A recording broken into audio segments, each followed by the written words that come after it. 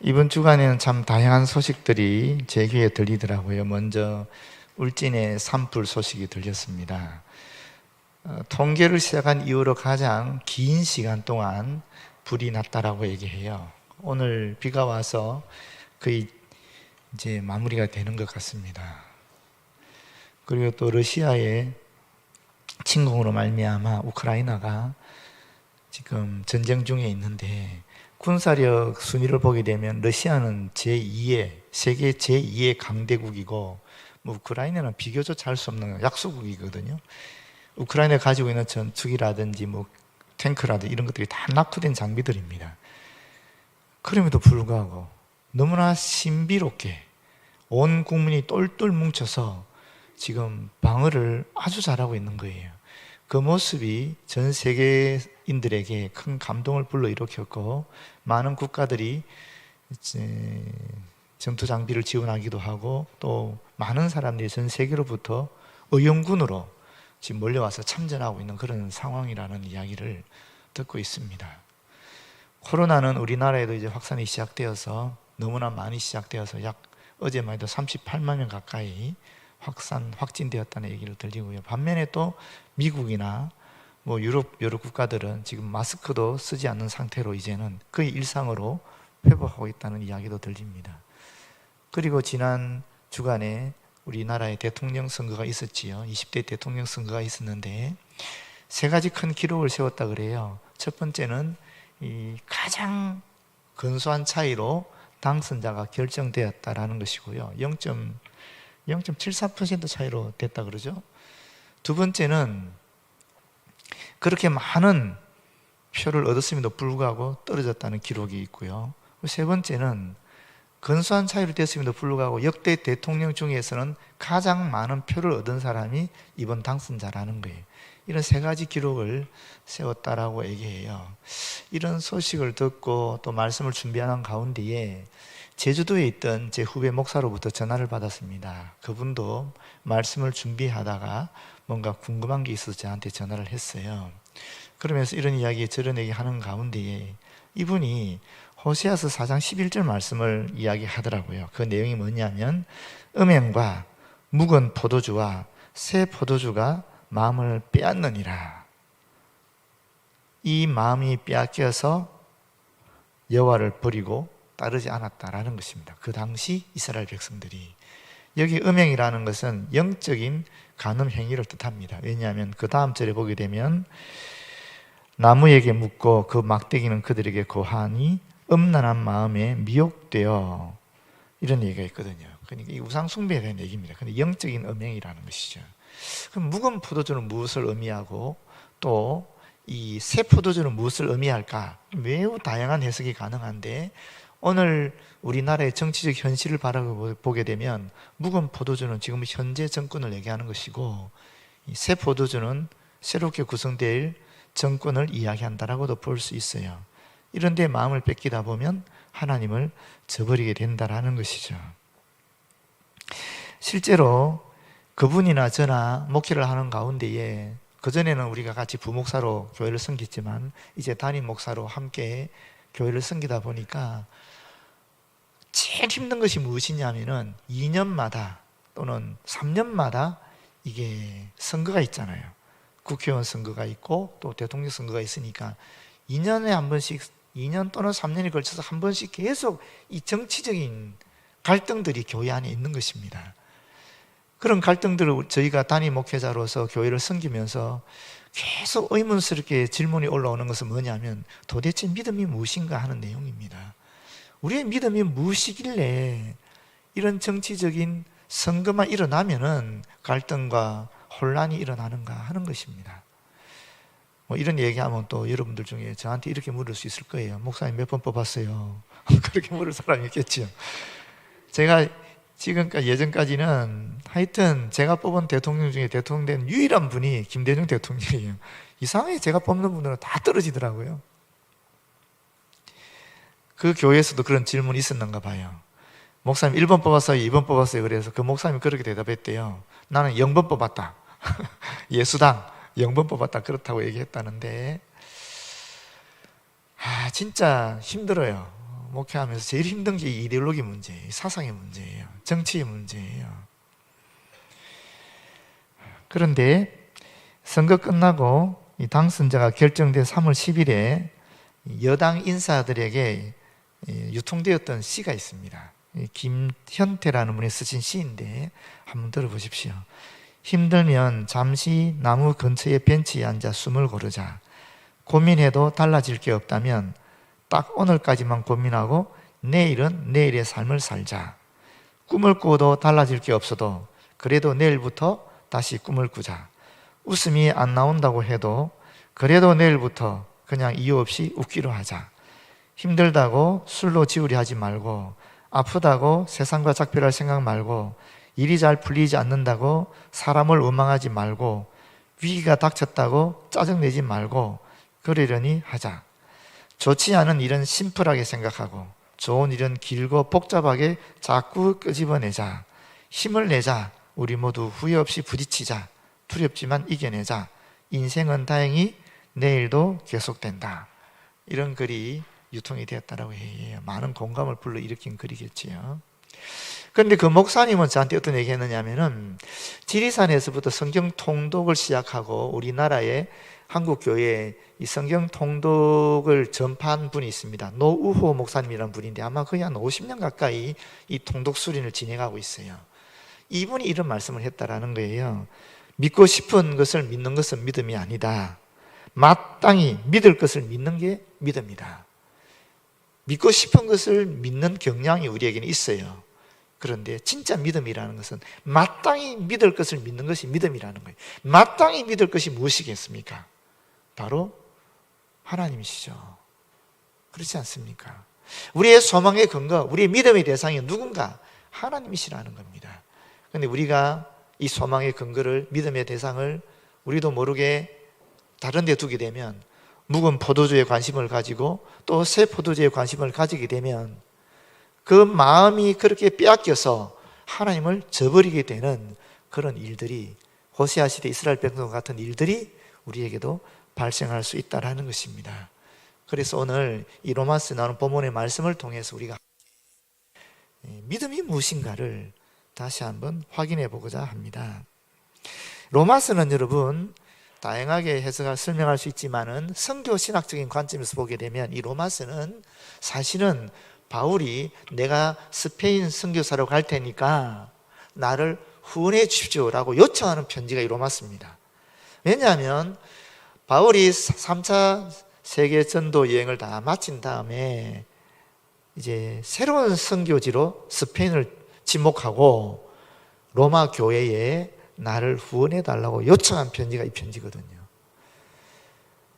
그런데 당시에 유대 그리스도인들 중에 바울은 사도직에 좀 문제가 있다, 바울이 가르치는 복음의 내용에 좀 문제가 있다 하는 그런 소문이 있었어요.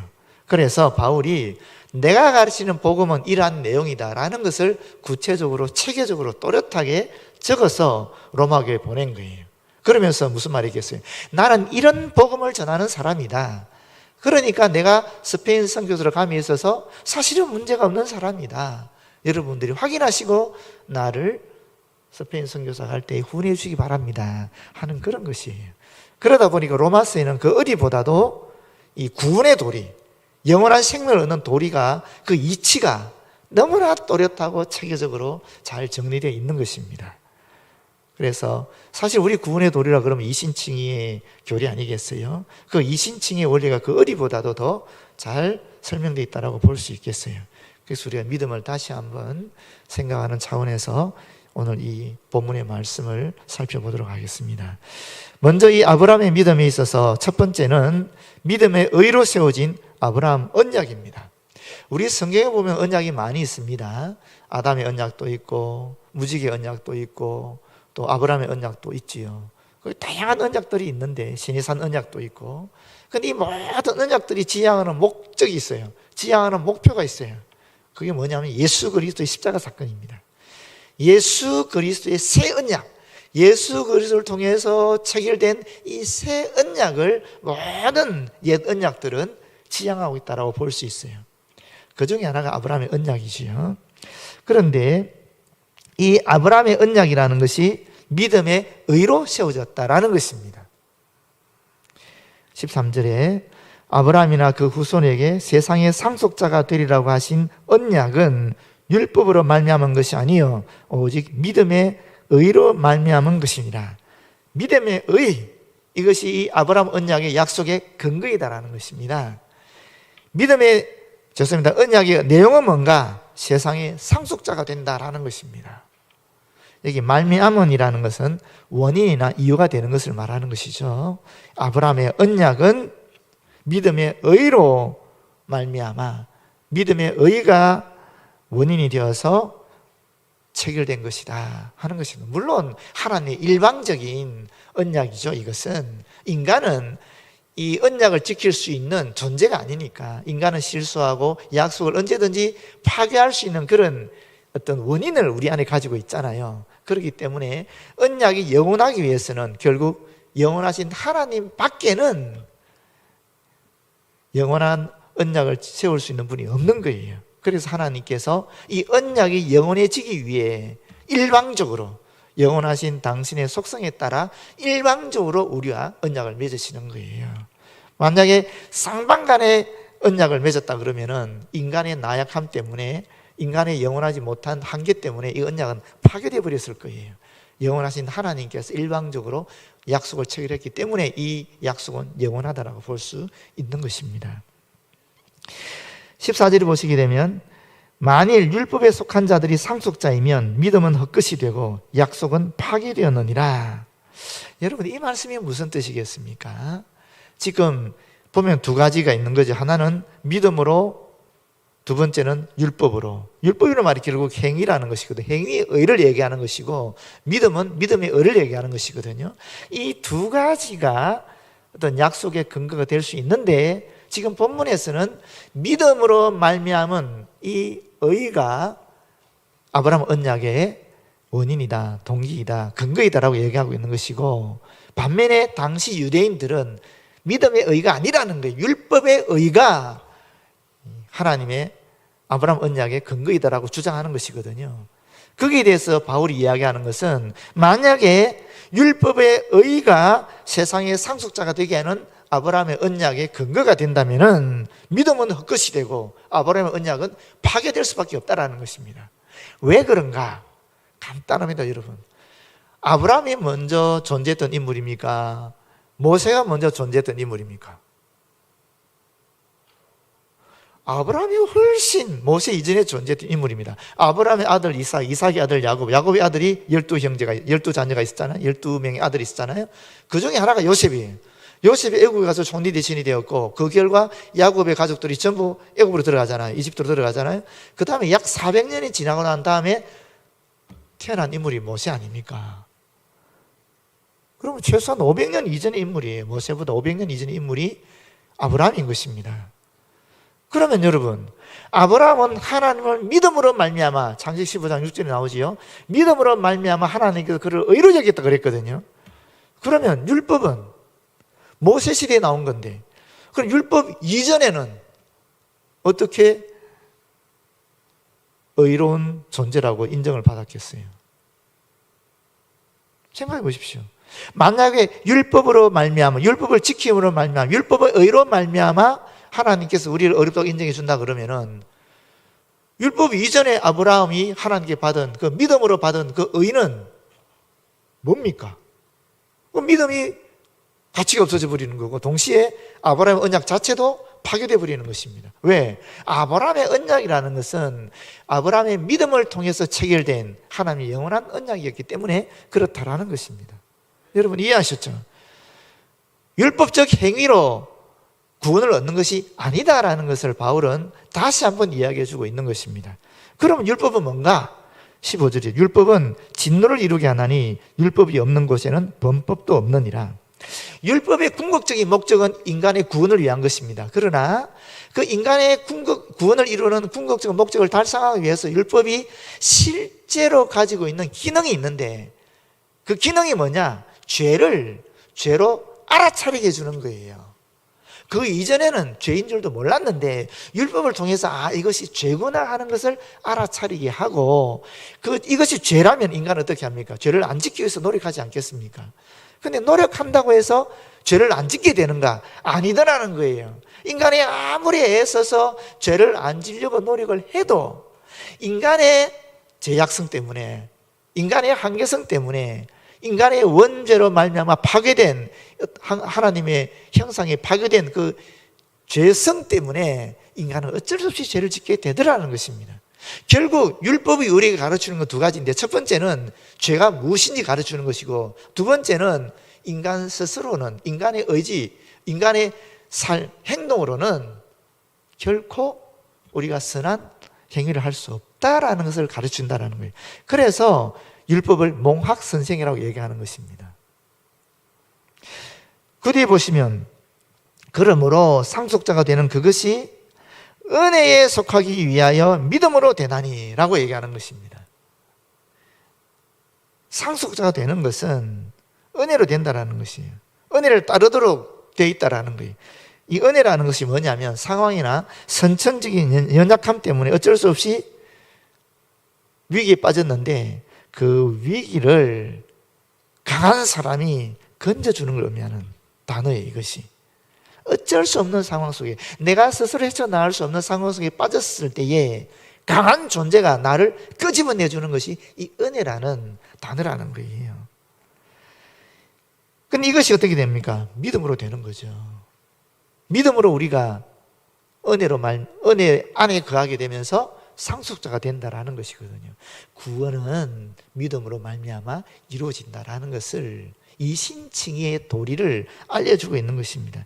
이는 그 약속을 그 모든 후손에게 굳게 하려 하십니다. 율법에 속한 자에게 뿐만 아니라, 율법에 속한 자, 유대인들이겠죠.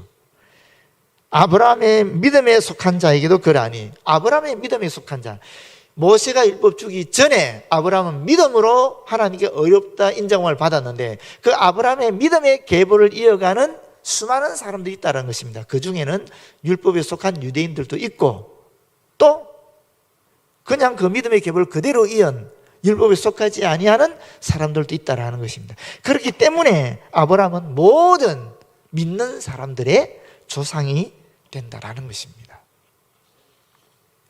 여러분, 그러면 오늘날 율법은 필요 있는 것입니까? 없는 것입니까? 그럼에도 불구하고 율법의 기능은 아직도 살아있습니다. 왜 그렇습니까? 앞에서 말씀드렸잖아요. 율법이라는 것이 궁극적으로는 인간의 구원을 위한 것인데, 그러나 사실은 구원에 이르기 위한 그 과정으로서 죄가 무엇인지, 죄가 죄인 것을 알아차리게 해주는 역할을 하기 때문에 여전히 이 율법은 우리에게 유용한 것이고, 여전히 그 율법의 기능은 살아있다고 볼 수 있는 것입니다. 그러면 우리가 어떻게 선한 행위를 할 수 있는가 하는 문제인데, 여러분, 우리가 믿음으로 말미암아 어렵다고 인정함을 받았습니다. 예수를 그리스도로 믿음으로 말미암아 하나님께서 우리를 어렵다고 인정해 주신 거잖아요. 내가 의로운 존재가 된 것이 아니에요. 제가 종종 말씀드렸습니다만은, 나는 여전히 죄성에 빠져 있는 인간입니다만은 예수 그리스도의 보혈이 내 몸을 완전히 덮어버리게 되면은 하나님 보실 때는 예수의 보혈이 보이는 거예요. 보혈 건너에 있는 인간의 죄성이 보이지 않는, 인간됨이 보이지 않는 것입니다. 그래서 하나님께서 예수 그리스도의 보혈을 보고 어렵다라고 인정해 주는 거예요. 실제로는 죄인이죠. 그런데 묘한 역사가 일어납니다.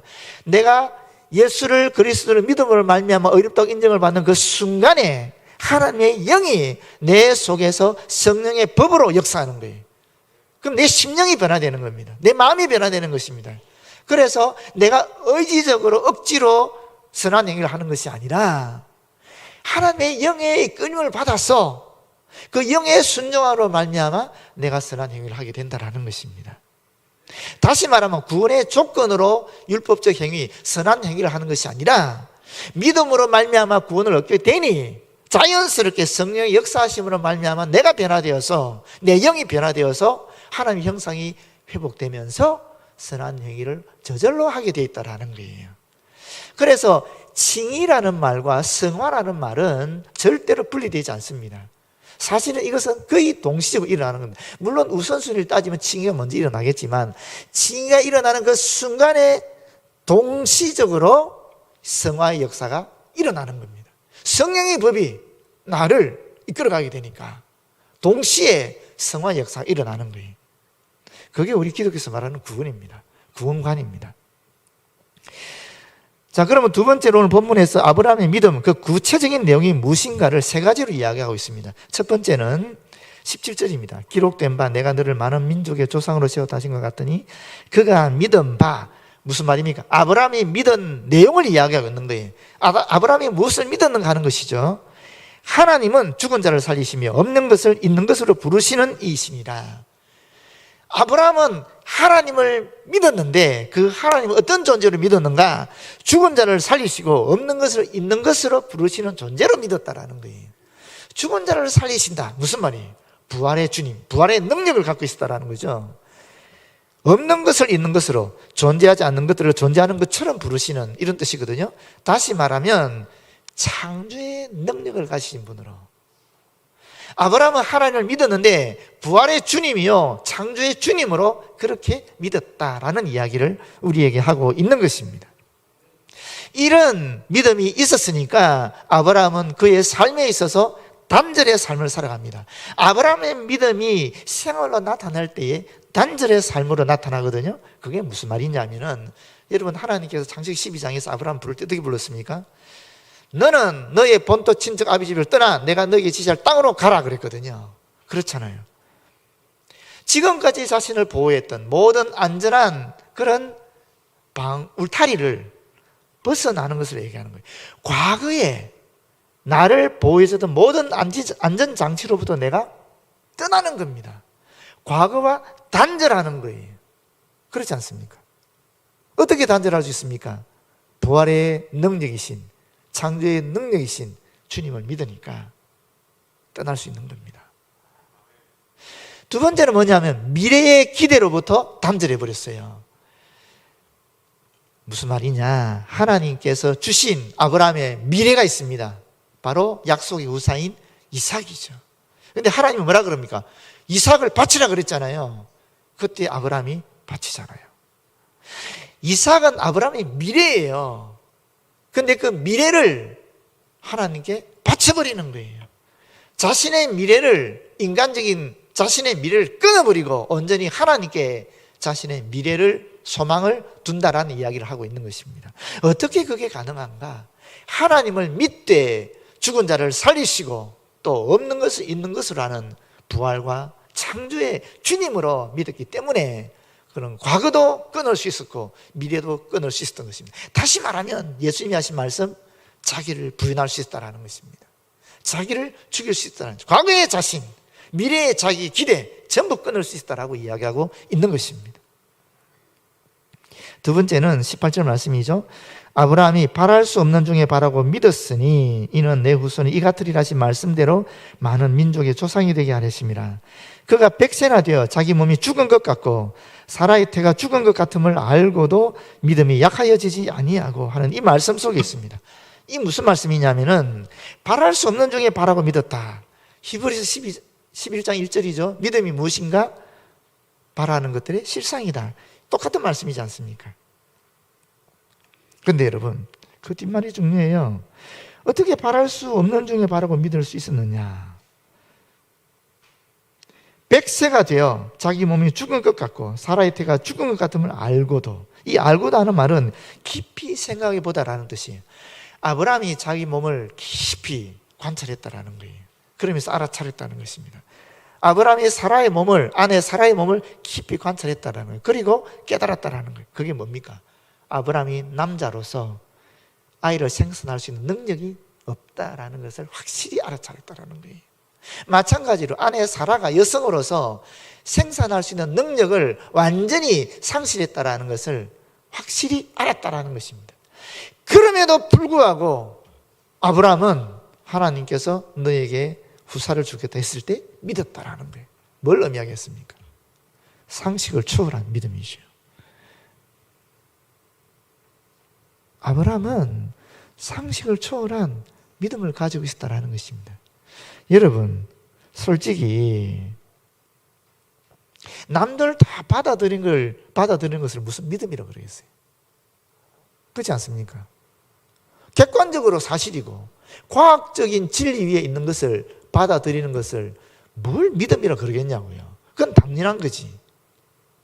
그렇지만 객관적 사실이 아님에도 불구하고, 객관적 사실을 넘어서는 일임에도 불구하고, 과학적 진리를 넘어서는 일임에도 불구하고 하나님이 말씀하셨으니까 그 말씀을 믿는 것이 진짜 믿음이다라고 얘기하고 있는 것입니다. 이것이 믿음의 특징이라고 얘기하고 있는 것입니다. 객관적으로 다 누구나 다 받아들일 수 있는 것, 과학적 진리로 누구나 다 인정할 수 있는 것, 그걸 받아들이는 것이 우리가 기독교에서 말하는 그런 믿음은 아니라는 것입니다. 내 생각을 넘어서고 내 경험을 넘어서고 세상 사람들이 말하는 객관적인 사실과 과학적인 진리를 넘어서는 초월적인 어떤 그 영역, 그것을 믿는 것이, 그것을 인정하고 받아들이는 것이 믿음이라는 것입니다. 그런 믿음, 상식을 넘어선 믿음, 이런 믿음이 아브라함의 믿음의 내용이었다라는 거예요. 여러분, 야이로의 죽은 딸을 살리신 예수님의 사건을 기억할 줄로 믿습니다. 딸이 죽었다는 이야기를 듣고 그 아버지가 실망에 빠졌을 때 예수님이 그에게 하신 말씀이 있어요. 마가복음 5장 36절이 있습니다. 그 아버지에게 뭐라 그랬냐면 두려워하지 말고 믿기만 하라. 아버지의 마음속에 두려움이 있었습니다. 왜? 딸이 죽었으니까 다시 만나지 못할 것이라는 두려움. 죽은 자를 다시 살릴 수 없는데 이게 상식적인 믿음 아닙니까? 과학적인 진리고 객관적인 사실이잖아요. 어떻게 죽은 자가 다시 살아나겠습니까? 그에 대한 두려움이 그에게 있는 겁니다. 그때 예수님이 두려워하지 마라, 믿기만 하라. 그 아버지는 믿었어요. 그 결과는 무엇이었습니까? 상식을 초월한 그 믿음에 예수님은 죽은 딸을 살려서 그의 품에 돌려준 것입니다. 여러분, 이것이 믿음입니다. 이 믿음 때문에 아브라함은 절대적인 순종을 할 수 있었던 것입니다. 어떤 상황 속에서도 주님이 말씀하시면은 그대로 믿을 수 있었던 것입니다. 그대로 순종할 수 있었던 것입니다. 이 절대적 순종이 이와 같은 믿음의 근거에서 나타나는 삶의 모습이었습니다. 이 믿음이 있었으니까 아브라함은 하나님 말씀이 어떤 상황 속에 떨어진다 할지라도 그대로 순종할 수 있었다는 것입니다. 세 번째 이 아브라함의 믿음의 내용은 뭐냐면 20절, 21절에 나옵니다. 믿음이 없어 하나님의 약속을 의심하지 않고 믿음으로 견고하여져서 하나님께 영광을 돌리며 약속하신 그것을 또한 능히 이루실 줄을 확신하였으니, 이 말씀 속에 있습니다. 여기 보시게 되면 의심하다는 말이 있지요. 이 의심하다는 말은 철저하게 구별하다는 단어에서 파생된 말입니다. 정확하게 말하면 이런 뜻입니다. 이론을 가지다, 달을 잇자, 이 논리, 논자, 다른 논리를 가졌다, 다른 입장을 가졌다, 다른 주장을 가졌다 하는 뜻입니다. 하나님의 말씀이 있습니다. 하나님의 응답이 있습니다. 하나님 우리 말씀하셨어요. 성경을 통해서든 기도 응답을 통해서든 목사님들이나 교육자들이 주의 종들의 말씀을 통해서든 분명히 나에게 말씀하셨어요. 내가 이것이 하나님의 말씀이다라는 것을, 하나님의 음성이라는 걸 알아차렸어요. 그런데 다른 생각이 나한테 일어나는 거예요. 다른 논리가 나한테 일어나는 거예요. 그건 불가능한 일이야. 그건 상식에 맞지 않는 일이야. 그건 객관적 지식이 아니야. 그건 내 생각과 맞지 않아. 내 경험상 그거는 말도 안 되는 거야. 이런 다른 생각들이, 다른 논리들이 일어나는 거예요. 이것이 의심입니다. 다른 말로 하면 마음에 다투다 하는 뜻이에요. 하나님의 말씀과 내 생각들이 안에서 다투는 거예요. 이게 의심이란 말이에요. 그런데 아브라함은 의심하지 않았다라는 거예요.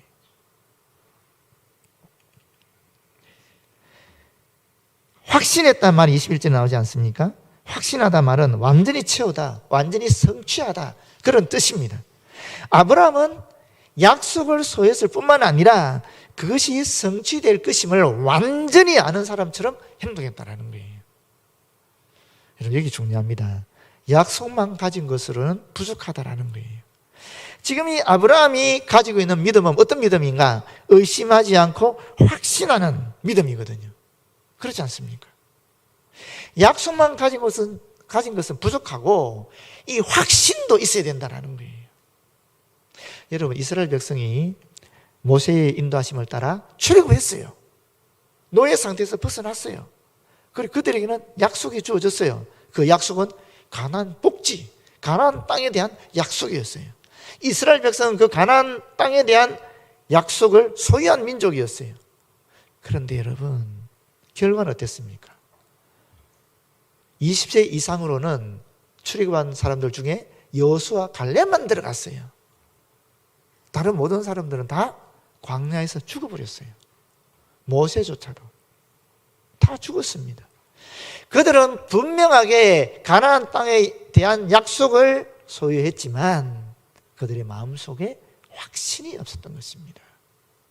두 마음을 품게 되면서 하나님 말씀과 자신들의 가치관, 자신들의 생각, 자신들의 경험, 그 당시의 객관적인 사실, 이 두 마음을 품게 되면서 의심하면서 하나님의 명령에 불순종하게 되었고, 그 결과는 광야에서 다 죽음을 당하게 되었다는 것입니다.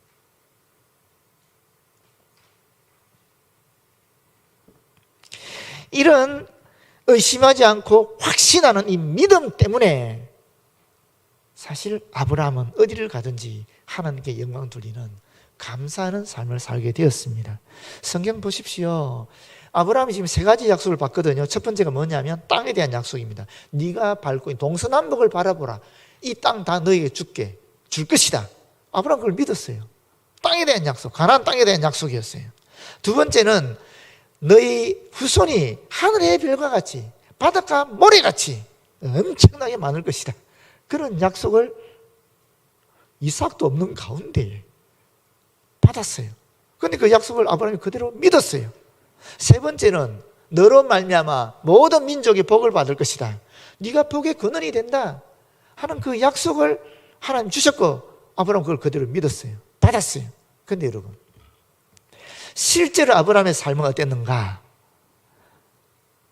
가나안 땅은 고사하고요, 막벨라 굴만 자신의 소유로 얻게 되었어요. 그것도 그 당시 아주 비싼 값으로 주고 자기 아내가 죽어서 무덤자리로 서기 위해서 그 묘지로 그 땅을 샀어요.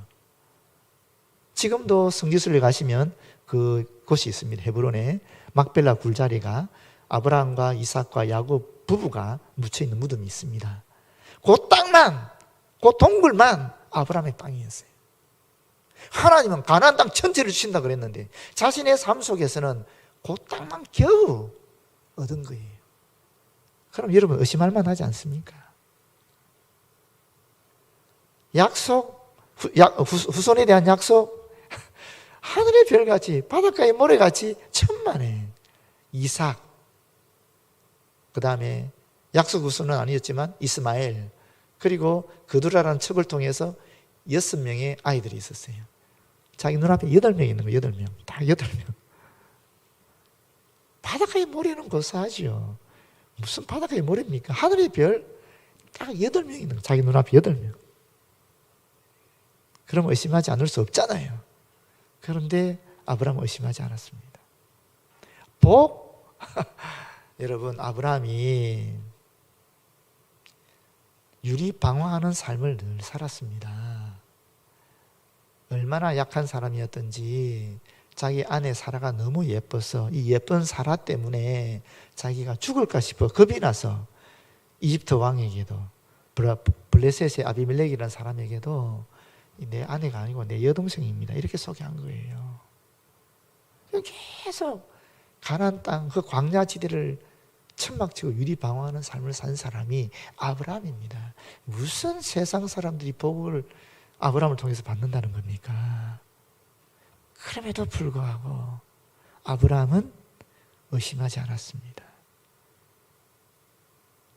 땅에 대한 약속, 후손에 대한 약속, 복에 대한 약속을 의심하지 않고 확신했다라는 것입니다. 그래서 그는 가는 곳곳마다 감사의 제단을 쌓습니다. 정말 하나님께 감사하는 삶을 살게 된 것입니다. 여러분, 이것이 아브라함의 믿음입니다. 그리고 그 믿음의 결과 그의 삶에 나타난 신앙생활의 모습입니다. 그래서 야고보서 2장 23절에 보게 되면은 이에 경에 이른 바 아브라함이 하나님을 믿으니 이것을 의로 여기셨다는 말씀이 응하였고 그는 하나님의 벗이라 칭함을 받았나니. 단순히 믿음의 조상이 아니라 하나님께서 아브라함을 향하여 너는 내 벗이야, 내 친구야 이렇게 평해 주셨다는 것입니다. 멋지지 않습니까, 여러분? 이 아브라함이 우리와 아무런 상관이 없는 사람인가? 아닙니다. 우리가 바로 이 아브라함의 믿음을 계승하고 있다라는 것입니다. 그것이 바로 큰 세 번째, 아브라함의 믿음을 잇는 그리스도인입니다. 23절에 보게 되면 그에게 의로 여겨졌다 기록된 것은 아브라함만 위한 것이 아니요 아브라함의 이 이야기가 단지 과거의 역사로 끝나는 것이 아니라 시간과 공간을 초월해서 지금 우리가 누구나 체험할 수 있는 그런 믿음의 원리다, 구원의 원리다 하는 것을 우리에게 알려주고 있는 것입니다. 의로 여기심을 받을 우리도 위함이니, 보십시오, 우리도 위함이니. 믿음의 연속성을 얘기하는 거죠. 아브라함의 믿음이 지금 우리에게 이어지고 있다는 것입니다. 그게 뭔가? 곧 예수 우리 주를 죽은 자 가운데 살리신 이를 믿는 자니라. 아브라함의 첫 번째 믿음이 무엇이었습니까? 죽은 자를 살리시는 하나님 아니었습니까? 여기 있잖아요. 죽은 자 가운데 살리신 이를 믿는 자니라. 우리는 하나님 어떻게 믿습니까? 십자가에 못 박혀 돌아가신 예수 그리스도를 부활하신 주님으로 믿고 있지 않습니까? 믿음에 그대로 아브라함의 그 믿음 우리에게 그대로 이어지고 있는 것이죠.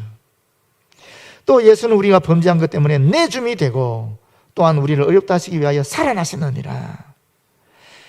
아브라함은 이삭을 내어줬어요. 그렇죠? 번제단에 바쳤잖아요. 그런데 하나님이 이삭을 살리셨지 않습니까?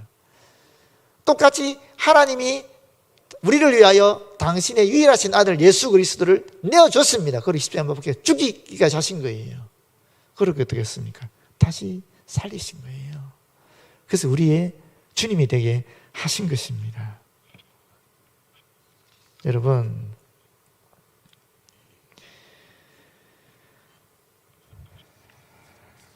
기업의 목적이 무엇입니까? 기업의 목적은 이윤을 추구하는 것입니다. 그렇죠? 그런데 그 기업이 마음에 들지 않아요. 어떻게 하면 그 기업을 제재할 수 있어요? 안 팔아주면 되는 거예요.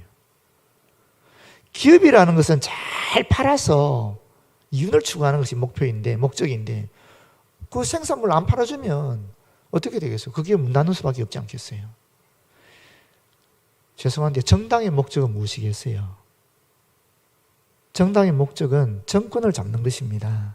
어떻게 정권을 잡는 것입니까? 대표자를 내는, 국회의원을 내고 대통령을 내는 거예요.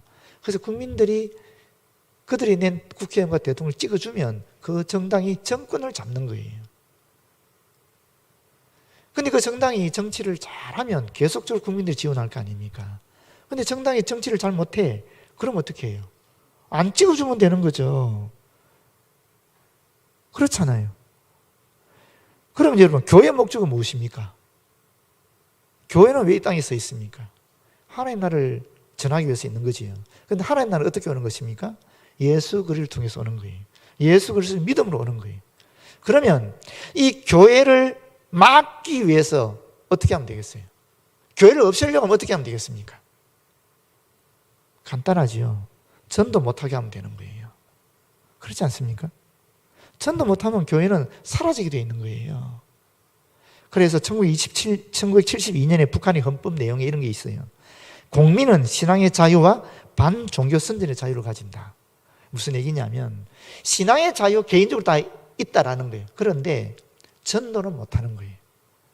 기독교가 좋은 종교다 또는 예수 믿어 구원받는다 이런 이야기는 못하는 거예요. 어떤 이야기 할 수 있는 자유가 있느냐? 반종교 선전의 자유가 있다는 거예요. 기독교는 나쁜 것이야. 기독교는 차별적인 종교야. 기독교는 폐쇄적인 종교야. 그런 이야기를 할 수 있는 자유는 있다라는 거예요. 이게 공산주의자들이 기독교 핵심을 정확하게 본 거예요. 기독교를 없애려고 하면 간단합니다. 전도 못하게 막아버리면 되는 거예요. 여러분, 신앙의 문제는 영적 전투에서 우리가 얼마든지 이길 수 있습니다. 왜 그렇습니까? 예수께서 이 땅에 오셔서 하신 일이 무엇입니까? 병을 고치시고 귀신을 쫓아내시고 하나님 나라의 복음을 전한 것 아닙니까? 영적인 문제는 어떤 형태로든 우리가 싸워서 이길 수 있어요. 비교적 쉽게. 우리 한국 기독교 역사가 증명하고 있는 것입니다. 미신타파, 기독교를 통해서 이루어지지 않았습니까? 이건 이길 수 있는 거예요. 쉽게 이길 수 있는 거예요. 근데 여러분, 법으로 기독교를 전파하지 못하게 막아버리면 정말 어려워지는 거예요. 이건 이기가 정말, 이건 영적인 문제가 아니니까, 정치적인 문제니까 정말 어려워지는 거예요. 레몽 아롱이라는 분이 이런 이야기를 했어요. 이분이 프랑스 21세기에 국민의 사부, 국부라고 인정받고 있는 분인데, 정치란 선과 악의 투쟁이 아니다. 미래와 과거의 투쟁은 더더욱 아니다. 좀 더 바람직한 것과 그렇지 않은 것 사이의 선택일 뿐이다. 이게 중요한 말이에요. 좀 더 바람직한 것과 그렇지 않은 것 사이의 선택일 뿐이다. 정치와 이념을 선과 악의 투쟁으로 이분법적으로 구분하는 것 자체가 잘못이다. 여러분, 사실 그 나물이 그 밥 아닙니까? 정치라는 것이. 솔직히 죄송하지만 1번이 마음에 들어서 1번 쪽 뽑고 2번이 마음에 들어서 2번 뽑고 아니잖아요. 둘 다 비슷한데 좀 더 바람직한 것을 뽑기 위해서 어떤 분은 1번 뽑고 어떤 분은 2번 뽑은 거지요. 그렇지 않습니까? 좀 더 바람직한 것이 두 사람 중에, 그래 좀 더 바람직한 것이 1번 아닐까요? 하신 분이 1번 뽑은 거고, 2번이 나라면 2번 뽑은 거예요. 여러분, 우리는 민주주의 국가를 살고 있습니다. 그죠? 대한민국은 민주공화국이거든요. 근데 민주주의는 세 가지 종류의 민주주의가 있어요. 첫 번째는 뭐냐면 자유민주주의가 있고, 두 번째는 사회민주주의가 있고, 세 번째는 인민민주주의가 있어요. 자유민주주의 우리나라죠, 그죠? 너무 쉽게 이해되지 않습니까? 인민민주주의는 중화인민공화국이에요. 중국이 인민공화국, 인민민주주의예요. 북한, 조선 민주주의 인민공화국입니다.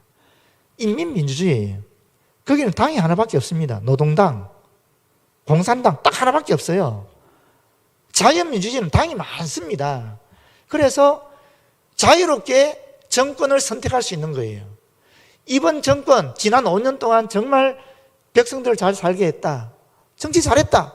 다시 찍어줘서 정권을 더 유지할 수 있도록 해주면 되는 겁니다. 앞으로 생기는 새로운 정권, 다음 5년 동안 지켜보면서 정치 잘했다. 백성들이 참 잘 살게 해줬다. 편안하게 해줬다. 그럼 또 찍어서 더 정권 유지해주면 돼요. 그거 아니다. 너무 힘들게 했다. 우리가 살아가는 너무 고통스럽게 했다.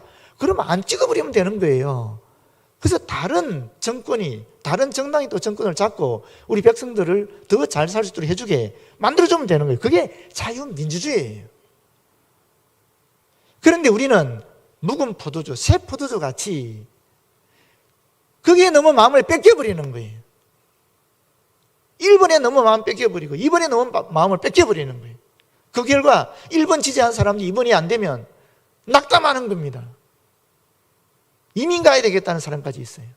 2번 마찬가지입니다. 2번 지지한 사람들이 만약에 안 됐다 그러면 나 이민 가겠다. 그런 사람이 있었어요. 왜? 묵은 포도주, 새 포도에 너무 마음을 뺏겨가지고 소망의 근거 대신 하나님을 바라보지 못한 겁니다. 아브라함은 하나님만을 바라봤는데 우리는 이런 데 마음을 뺏겨가지고 2년마다 3년마다 교회에 분란이 일어나는 거예요. 혼란이 일어나는 거예요. 우리가 정확한 소망의 근거, 믿음의 대상을 두지 않았기 때문에 그렇습니다. 여러분, 모쪼록 믿음의 근거를, 믿음의 대상을 정확하게 했으면 좋겠어요. 아브라함처럼.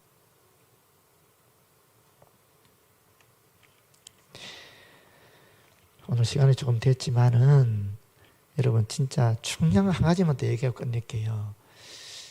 인간의 살아가는 목적이 뭔가? 여러분 뭐라고 생각하십니까?